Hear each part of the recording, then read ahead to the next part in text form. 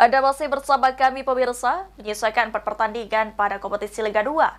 Hingga saat ini tim Sriwijaya FC masih terbelit dengan permasalahan finansial. Bahkan pemain Sriwijaya FC mengancam mogok bertanding akibat tunggakan gaji yang belum dibayar selama 3 bulan lamanya.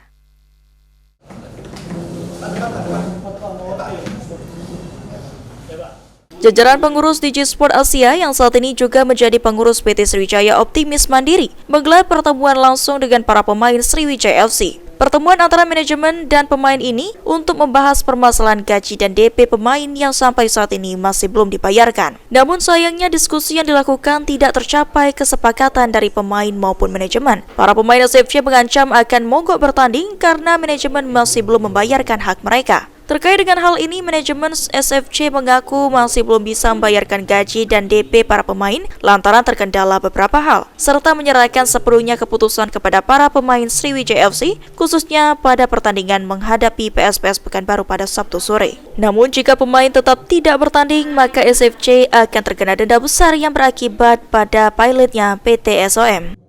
Kita menghimbau kepada pemain untuk kalau memang pemain merasa masih cinta sama SFC, mereka main, insya Allah pemegang saham manajemen nggak lari kemana, akan terus mencari jalan.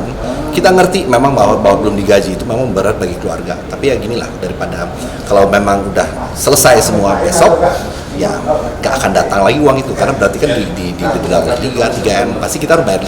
Kalau ada pun uang akan harus dipakai untuk bayar Liga dulu.